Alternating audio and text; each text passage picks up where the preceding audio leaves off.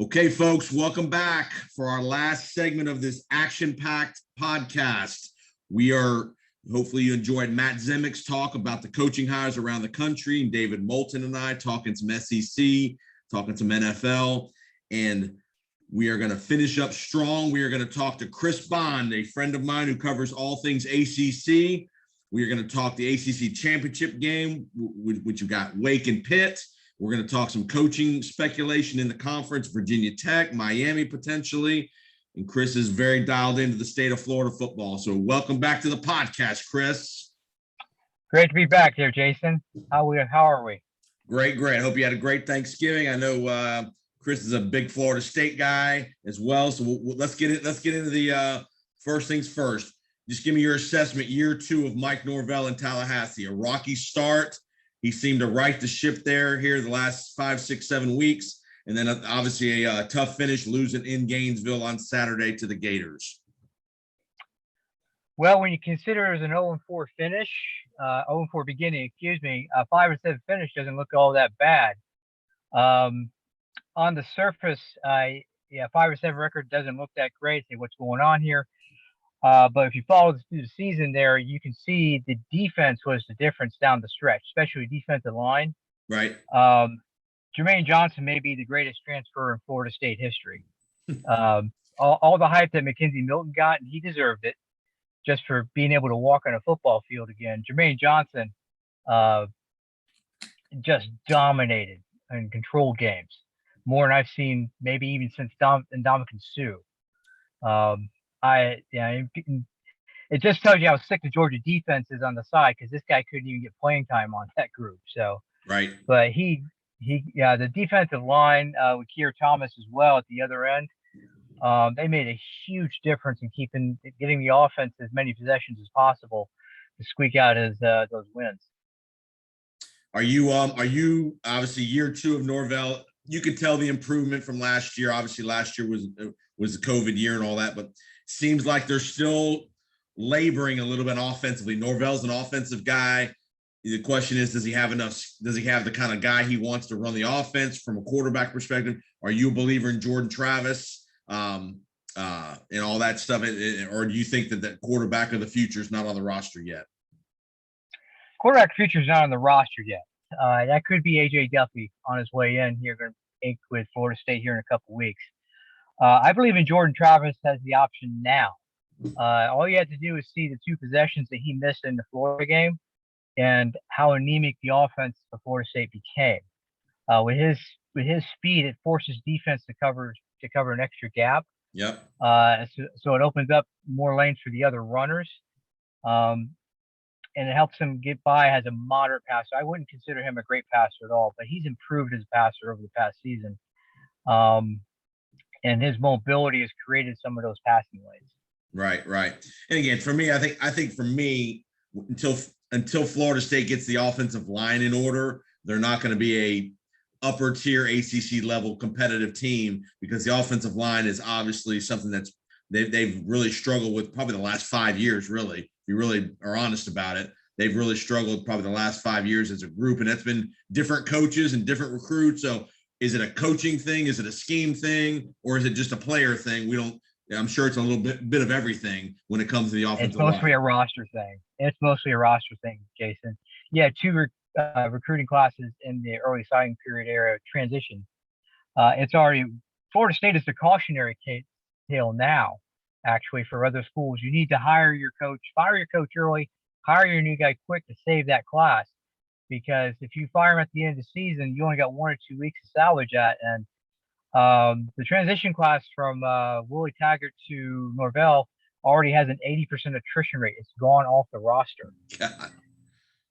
Yeah, and with the transfer portal such a factor now, these rosters are going to be churning over left and right, whether it's at Florida State, Georgia, even the places, the big schools, the Alabamas, because those guys, like you mentioned, Jermaine Johnson, they don't want to sit at Georgia if they're going to be the backup defensive end. They want to go somewhere where they can be a player and play and get on the field and do their thing. So you're going to see lots and lots of guys changing uniforms every single offseason now that they have that ability to do that. Absolutely. All right, you mentioned coaching. There's been a whirlwind of coaching moves here in the last couple of days. Just give me your quick thoughts on Lincoln Riley to USC. Brian Kelly was the breaking news yesterday to LSU. Well, I spent plenty of time in an early chapter of my life in Oklahoma. I can tell you from my contacts out there, Lincoln Riley made his intentions felt about the move to the SEC. Not a big fan of it, and basically called his own shot. One of the smartest career moves I've seen in a long time. There is no bigger name west of the Rockies than USC. Right. In fact, I challenge anybody to name the last non-USC national title from the Pac-12. And you got to go back to when you graduated from high school, Washington, 1991. Right. So Colorado had their run. And obviously exactly. they weren't even in the Pac-12 then. They were in the Big 8. Exactly.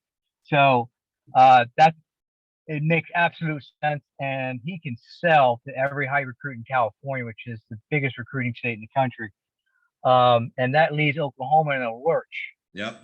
Joe Castiglione, their AD, has a big problem because now he's got to sell the idea of coaching Oklahoma going into a tougher neighborhood in a couple of years.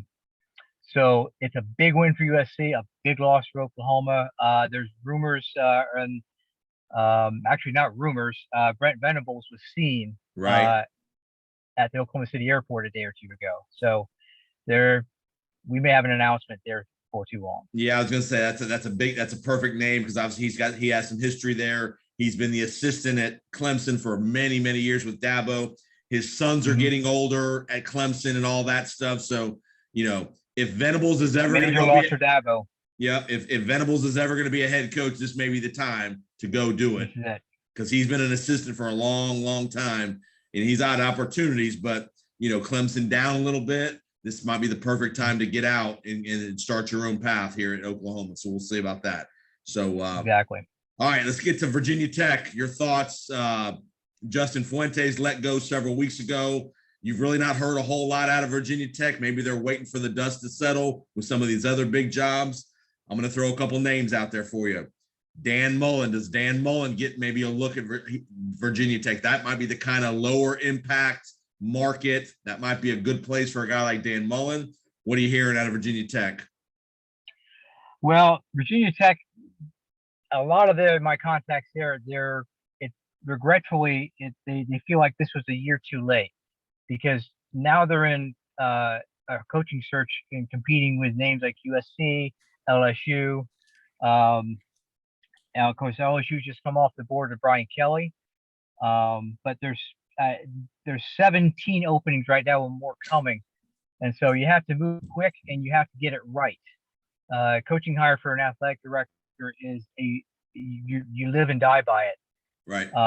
Dan Mullen would be a great catch. I think he would do very well there. He seems to do well with, I would say, moderate resources, not little resources, but he seems to connect well with the 3- and 4-star kids. Right. Better. Yep. Than he does with the 5-star kids who need to be. Maybe you need to stroke their egos a little bit. He doesn't do that so well, and it showed in the recruiting for Florida. That's what did him in. But I think, and his recruiting style, I think Virginia Tech could be a great fit. But I have heard nothing about any contact with Mullen. I'm gonna throw the wild card name. It's really not a wild card. It's actually a name that's probably been talked about a lot up there. Shane Beamer, South Carolina. Well, the saying you can't go home again. It may apply to him, actually. He didn't leave on the best terms. Okay. Now, his name gives him full credibility because he's the son of the father of the program. Right. So if he wanted to come back, he would get the deal. But he just got to South Carolina. He made a lot of intentions known of cutting his teeth in other places. Okay. Everybody has their price. And maybe a phone call from dad. Hey, can you just do this for me? Maybe he would get the job if he wanted it. And to me, and just thinking out loud here, if you're Shane Beamer, the odds of you winning at South Carolina big are not great. Where at Virginia Tech, you can at least compete in the ACC, and there's opportunities there to get to a title game, things like that, because you're not dealing with the heavyweights that you are in the SEC in the ACC. Right. There's an opportunity 2 or 3 years down the road, if you recruit the right way, you kind of take back that Tidewater area of Virginia. There's a chance there that you could get back to some relevance. That's a great point, because South Carolina, outside of Vanderbilt, I think is the hardest job in the SEC. Right. You're going head to head with Clemson for your best recruits in state, and you're fighting off Georgia, Alabama. Yeah. It's a tough gig. It's a tough gig. I think Spurrier was the high watermark really for him. Right. And he got all he could out of it. So it's a tough job, and it's not something I could see him staying a long time anyway. So if he looks at it with the rosy glasses, this may be his opportunity to move. What do you think what's going to happen at Miami? There's been kind of no word out of Miami yet. They got rid of the AD a week and a half, 2 weeks ago. Rhett Lashley just left to go to SMU as the head coach. The OC there. Is Manny Diaz going to hang on, or is it just a matter of when he gets the plug pulled? It is a very strange situation. You just fired the person that would fire Manny Diaz, and you haven't hired his replacement yet. So it's got to be the most uneasiest position for Manny Diaz right now, Right. Because to fire his boss, which everybody knew him and Cristobal did not get along well. Well, if you want Cristobal, you have to get that guy out of the way. Right. Because he's not going to hire him. My feeling is they want to go get Cristobal, but they've got to get an AD in place to go after him. I think Manny days aren't necessarily numbered, but I think he's more of a plan B right now. Right. They know what they have with him, but they want to reach for higher ground. They believe Cristobal would provide that opportunity. The question is, would Cristobal walk away from all that Nike money? Right. And being a strong number one, or a weak number one, or a strong number two out west. Correct. Miami does not have the resources Oregon is ever going to offer. You're right about that. You're in. And again, another wild card name down there would be potentially Lane Kiffin. Who knows if Lane Kiffin's in the mix for any of these jobs? He's had done really well in Oxford at Ole Miss. He's got ties to South Florida. You just wonder if when this, again, they'll probably wait till they hire the new AD, which I'm sure they're working on right now. Because, again, every day you lose is another day somebody's gaining on you in the recruiting front, especially this time of the year. So we'll be very interested to see what happens in Miami. Florida, Yep. You'd like to hire a Billy Napier? I love the hire of Billy Napier. I do. And I really think I don't know if I can say the certain words on this podcast, but I think this is going to bite LSU right in the rear end. You can curse. You can say bite him in the ass. It's okay. I think it's going to take a huge chunk out of their right cheek. I do. I mean, I know Brian Kelly's a huge hire. It actually puzzles me why he would leave Notre Dame as the all-time wins leader when he's got him almost there. But I've also maintained LSU is the best job in America because it's the only big school and one of the biggest recruiting states in America as well. I think it's a great hire for Florida. The question is how is Napier going to do at a Power 5 job? He has no Power 5 experience. Right. But he certainly has proven he can do a lot with a little. And Florida has a lot of resources. They're not the richest school in the SEC, but they're number 2 or number 3. Right.